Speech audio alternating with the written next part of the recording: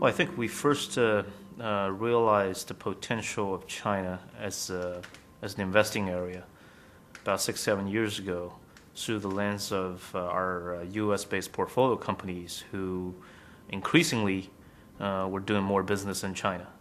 And over time, we expanded from fly in, fly out kind of model to presence on the ground. And today we have over 20 portfolio companies with almost $400 million deployed in China 6 years later. Well, Spreadtrum is my first personal investment in China. We invested in the company in April of 2004 and became the largest shareholder at that time. Yeah, Spreadtrum is a company that makes a communication chipsets. The market, or the total available market, we call it TAM for us, is the 2.5G and 3G handset markets. And the strategy to drive Spreadtrum growth is pretty much we utilize the local advantage we have and the technologies we leverage from both U.S. and China expertise, mixed signals, analog, and baseband signals. In particular, we execute on the strategy we call a turnkey solution as the particular business model in China market. So we much closer to customers, to manufacturing, and to the market than the most of our American and European companies similar to us. There are 3 vendors today. They're the only domestic Chinese company which has been successful at passing through all the hurdles that the government has laid out in terms of just qualifying the product. And that market now, 5 years after we first expected it to take off, is taking off very nicely. Perhaps what the Chinese have seen in NEA that they haven't seen in a lot of domestic firms or other international firms is that we have staying power. We've invested in companies and maintained our share for long periods of time, often through difficult things, and they really respect and appreciate that. And we know that because they tell us that directly.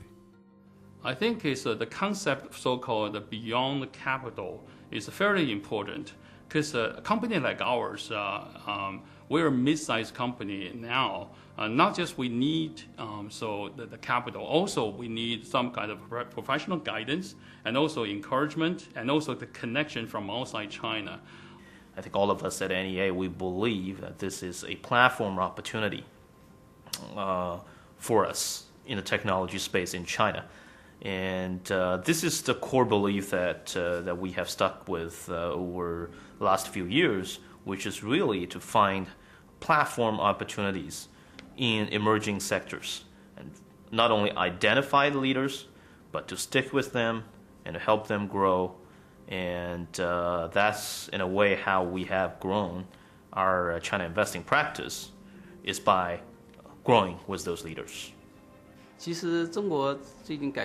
China has been growing very fast since the opening up. So in 2006, I started a new business again in my life, hoping that I could take a share of the huge market created by the expansion of China's financial industry. In looking at the future direction of Chinese financial development, we found that funding small enterprises would be the best channel for external resources to enter the market. And so UPG came along, and they and some other companies, but they're certainly one of the leading companies in this regard, offer guarantees, loan guarantees, to the state-owned banks so that the state-owned banks can then lend to these non-state-owned companies. And this is a very lucrative business, and UPG is extremely good at it, growing very fast, and of course it's tremendously profitable. But in the process, I think they're providing really important fuel to the entrepreneurs of the provinces in which they operate. In the following year, I hope our company can standardize our operation on small enterprises.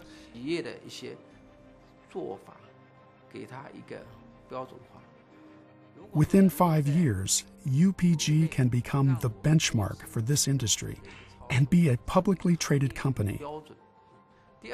I also hope the UPG platform will become the must-have financing channel for all small to medium enterprises.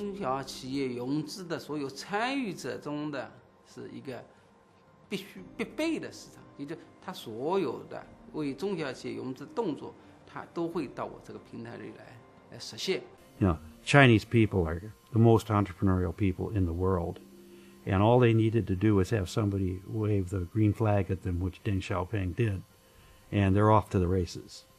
So it's pretty exciting to see a country transforming itself the way the Chinese are. This strong support at the government level has never happened before in China.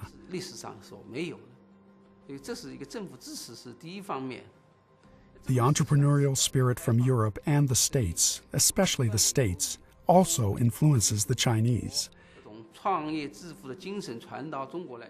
It develops a good atmosphere for entrepreneurs. That's why UPG emerged to help those growth enterprises. That is, we can do this because we have a very good environment to support us. Especially over the last 5 years, I think our investment strategy has coalesced around a very defined focus, both in terms of stage and sector. Today, we focus primarily on venture growth equity investments. So by investing in the mid-market companies, we were taking less management risk. That strategy has also worked well. And it's led us into some new areas of the economy, most notably healthcare services, where we now have 4 or 5 investments and one company, CITIC Pharmaceuticals, that was recently acquired very successfully for us. And following that investing thesis, we've spent over a year and a half trying to look for the right team and the right companies. And it just so happens that, through that investigation, we ran into the team at Haijia. I am a radiation oncologist. Over many years in this field, I realized that tumor incidence continues to rise, and there are more and more tumor patients. With the rapid development of China's economy, the environmental pollution also contributed to higher and higher tumor incidence year by year.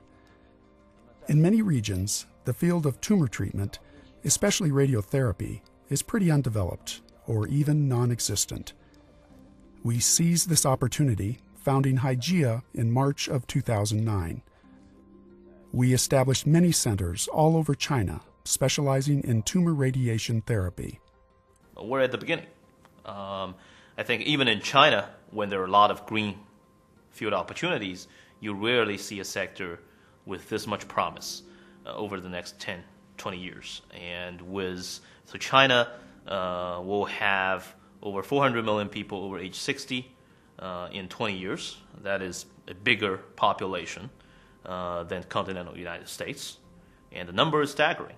And the healthcare services opportunity is tremendous.